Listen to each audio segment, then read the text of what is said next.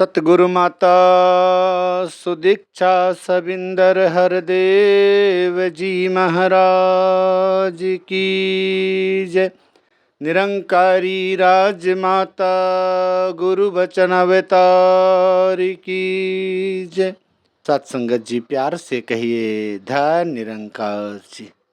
शुक्र सतगुरु माता सुदीक्षा सविंदर हरदेव जी महाराज का, जिन्होंने मेरी जिंदगी में एक और सुबह बख्शी। इस पाक परवरदिगार इस रमे हुए राम इस निरंकार इस विठ्ठल का यशोगान करने के लिए, गुणगान करने के लिए, आप जैसे तत्वदर्शी ब्रह्म ज्ञानी संत महापुरुषों के चरणों का वंदन करने के लिए, नमन करने के लिए, आपका सम्मान और सत्कार करने के लिए इस सत्संग रूपी कल्प वृक्ष में बैठ कर हम सभी सतगुरु के बख्शे एक ही एक संत महापुरुषों का और इस परम पिता परमात्मा इस रमे हुए राम का यशोगान गुणगान कर रहे हैं।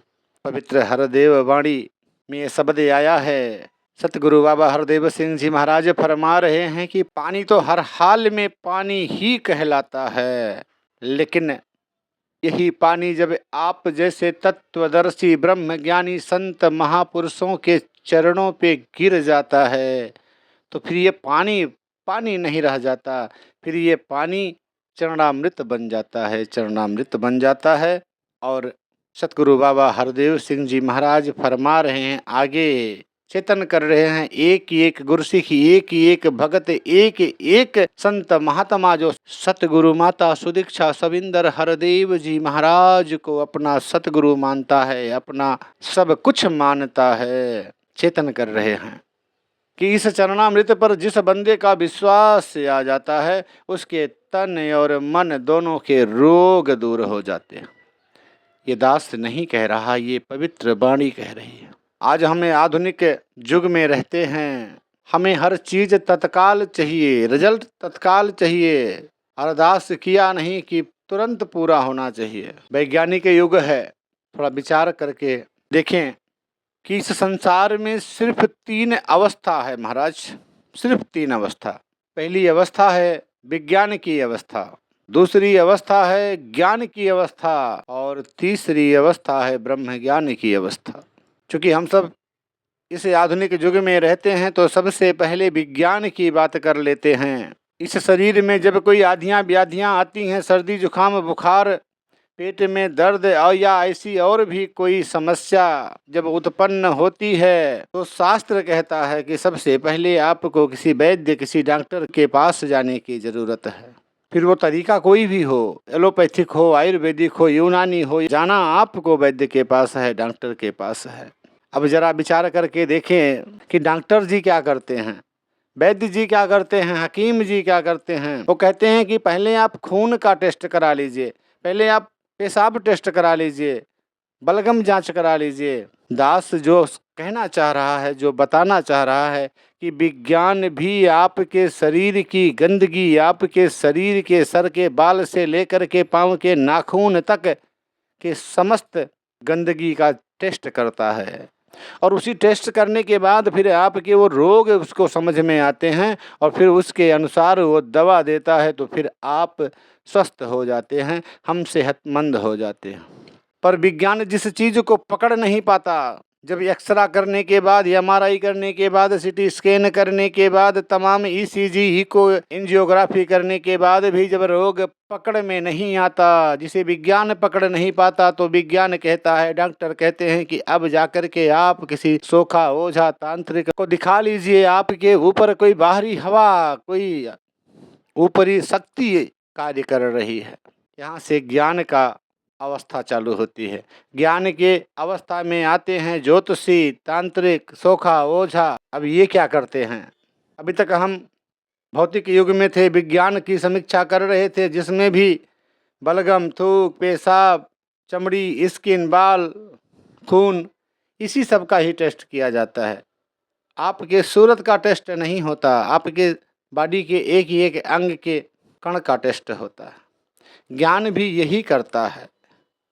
एक तांत्रिक आपके शरीर के सर के बाल से लेकर के पाँव के अंगूठे तक शरीर की जितनी भी गंदगी है उसे निकाल करके, उसे मंत्रों द्वारा अभिमंत्रित करके, उसका भस्म बना करके उसे किसी को खिलाने या पिलाने से वह व्यक्ति उसके वशीभूत हो जाता है, उसके बस में हो जाता है।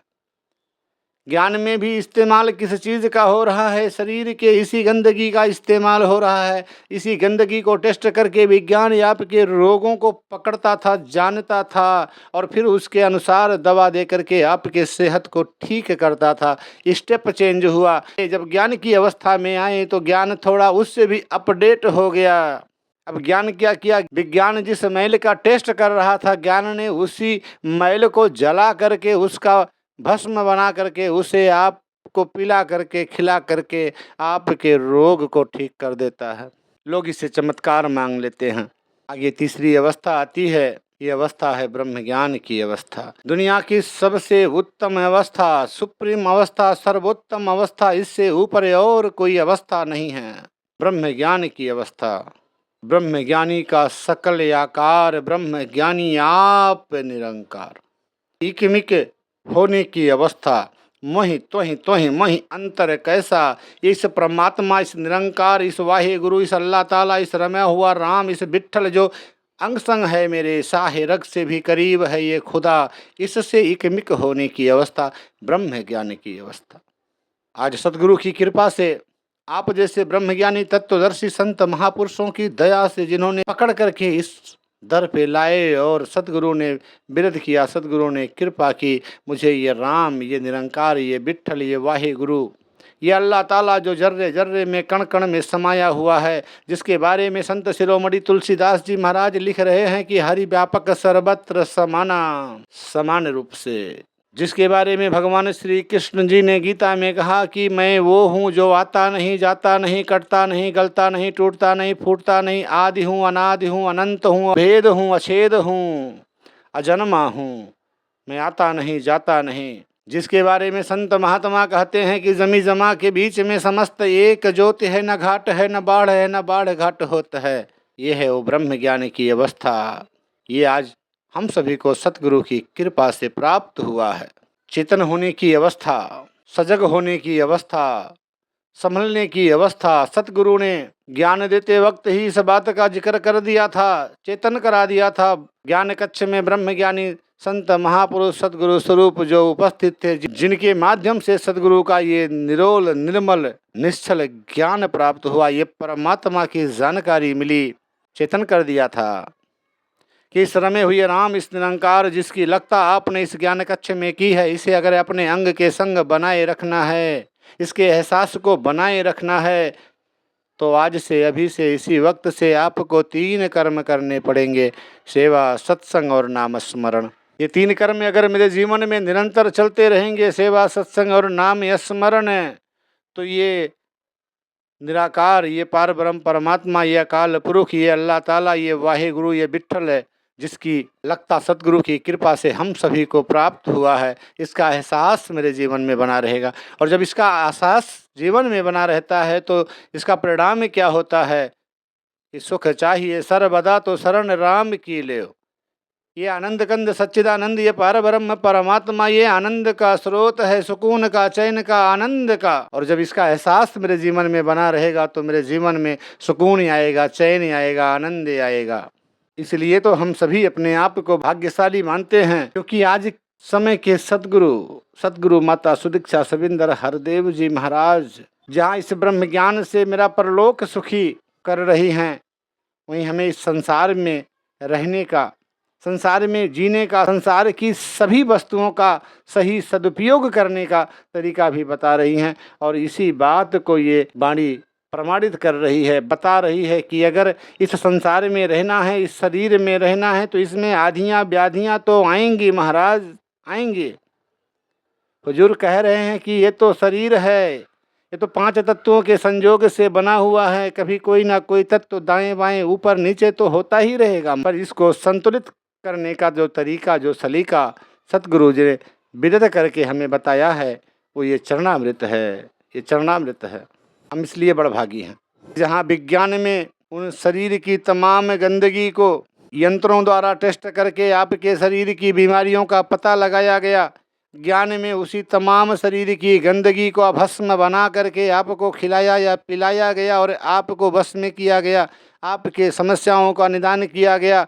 वहीं ब्रह्म ज्ञान इस सर्वोत्तम अवस्था में पहुंचने के बाद भी जहां केवल और केवल एक ही फार्मूला चलता है कि पूजना है नारायण तो नर पूज ले, नर की पूजा नारायण की हो जाएगी। समय के सदगुरु माता सुदीक्षा सविंदर हरदेव जी महाराज ने जिस दिन इस रूप में इस धरती पे अवतरित हुई, सबसे पहला ब्रह्म वाक्य इन्होंने यही कहा हम जैसे संतों भक्तों गुरसिखों के लिए कि अगर आपके जीवन में कोई भी छोटी से बड़ी समस्या है संसारिक, तो आप अपने इर्द गिर्द में रहने वाले संत महापुरुषों के चरणों में नतमस्तक होकर के अरदास इस निरंकार इस विठ्ठल इस रमे हुए राम के सामने कर दो, सामने कर दो, आपकी सभी समस्याएं समाप्त हो जाएंगी। चरणामृत में आज भी उतनी ही ताकत है जिसकी गवाही सतगुरु बाबा हरदेव सिंह जी महाराज इस हरदेव वाणी में दे रहे हैं कि जिस बंदे का भी इस चरणामृत पे विश्वास आ जाएगा उसके तन और मन दोनों के रोग दूर हो जाएंगे। ये लिखित बयान है, ये कोई हवा में बोली गई जुमलेबाजी नहीं है, ये हल्फिया बयान है, ये लिखित बयान है। इसे और गहराई से समझते हैं, शास्त्र कहता है, इसे विज्ञान भी एक्सेप्ट कर चुका है कि परमात्मा ने इस बॉडी में दो ऐसे दुर्लभ अंग का निर्माण किया है, एक है मस्तक से और दूसरा है आपका चरण। सामने वाले व्यक्ति के पॉजिटिव एनर्जी को, सकारात्मक ऊर्जा को, उसके तेज को आपको ग्रहण करना है तो इसका दो ही तरीका और सलीका शास्त्र और विज्ञान मानता है, जिसे सतगुरु माता सुदीक्षा सविंदर हरदेव जी महाराज ने हर एक निरंकारी गुरसिख भगत और संत को करने के लिए कहा है। वो है अपने मस्तक को सामने वाले संत महात्मा के श्री चरणों में रगड़ देना, झुका देना।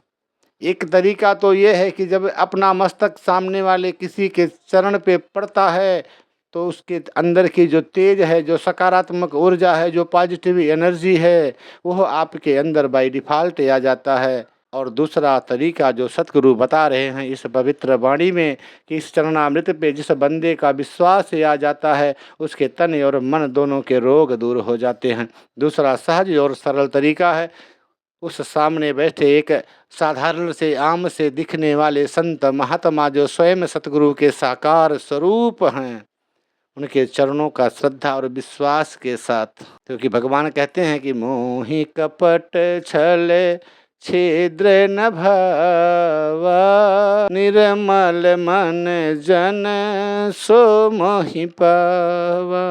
कपट और छल से जो दूर रहता है, जो निश्चल रहता है, निष्पाप निष्कलंक रहता है, जो श्रद्धा और भाव से सतगुरु माता सुदीक्षा सविंदर हरदेव जी महाराज के चरणों में शरणागत हो गया है, जो सामने बैठे उस संत महात्मा को सतगुरु का स्वरूप मान रहा है, जिसकी अकीदा और ईमान इस कदर इस स्तर तक पहुंच गई है, फिर वो पावर जनरेट होता है इस निरंकार का। क्योंकि चरणामृत बनाने वाला भी और चरणामृत बनवाने वाला भी दोनों जब इस सुमिरन के माध्यम से तुई निरंकार में तेरी शरण हाँ मैनू बख्श लो इस निरंकार से जुड़ते हैं, तो वो तेज जो पानी के बारे में जिसे सतगुरु ने कहा कि पानी तो पानी ही कहलाती है, लेकिन जब आप जैसे तत्वदर्शी संत महात्मा के श्री चरणों में वो पड़ जाती है, गिर जाती है, तो वो चरणामृत बन जाता है। उसमें इस निरंकार का तेज समाहित हो जाता है और उस चरणामृत का जो श्रद्धा और विश्वास के साथ पान करता है उसके तन और मन दोनों के रोग दूर हो जाते हैं, रोग दूर हो जाते हैं। सत्संगत जी, पिछले वीडियो में टाइटल और थंबनेल के बारे में बहुत सारे महापुरुषों ने कमेंट किया, तो दास ये काम इसलिए करता है ताकि ये वीडियो आप तक पहुँचे, क्योंकि आज के समय में लोग विचार नहीं सिर्फ थंबनेल और टाइटल देख कर क्लिक करते हैं। समय ऐसा आ गया है कि दास को मजबूरी में ऐसे शब्द लिखने पड़ते हैं, क्योंकि जब तक आँख ना चुभे लोग देखना ही नहीं चाहते। दास ये आप सबसे, आप महात्माओं से एक सवाल पूछता है, क्या आपने इस वीडियो को थंबनेल देख करके खोला या विचार जानने के लिए? जब यूट्यूब पर गलत सोच फैलाने वाले चैनल 1 मिलियन से ज़्यादा सब्सक्राइबर पा जाते हैं, तो क्या अच्छा विचार फैलाने वाले चैनल को आपका साथ नहीं मिलना चाहिए? गलत लोगों को सब्सक्राइब करने से अच्छा है उन लोगों को सब्सक्राइब कीजिए जो समाज को जोड़ना चाहते हैं, तोड़ना नहीं। दास बड़े गर्व से ये काम कर रहा है। सिर्फ एक मकसद, एक उद्देश्य, सतगुरु माता सुदीक्षा सविंदर हरदेव जी महाराज के दिव्य और पावन संदेश को जन जन तक पहुंचाने का। जिस दिन आप सभी निरंकारी जन इस चैनल को अपनेपन से अपना करके हर घर तक ये विचार, ये ज्ञान और माता जी का दिव्य संदेश पहुंचाना शुरू कर देंगे, उसी दिन से दास को ये चौंकाने वाले टाइटल लगाने की ज़रूरत नहीं पड़ेगी। तब ना कोई नाटक होगा, ना दिखावा, सिर्फ सच्चे विचार होंगे, सिर्फ प्रेम, केवल शांति, केवल सत्य। दास आपसे बस यही चाहता है कि इस निरंकार के ज्ञान सतगुरु माता सुदीक्षा सविंदर हरदेव जी महाराज के दिव्य और पावन वचन को सुनने का प्रयास करें, समझने का प्रयास करें, जानने का प्रयास करें। और किसी भी संत महापुरुष ने अगर ऐसे कुछ चैनल बनाए हैं तो ज़रूर एक बार क्लिक करें। हमारे कृत से किसी भी संत महापुरुष का दिल दुखता है तो दास करबद्ध निवेदन करता है कि दास की इस अल्पज्ञता के लिए क्षमा करें। दास का कोई ऐसा ध्यान नहीं है, आपकी आत्मा को ठेस पहुंचाने का उद्देश्य केवल इतना है कि ये वीडियो आप तक पहुंचे, ये दिव्य ज्ञान सद्गुरु का आप तक पहुंचे।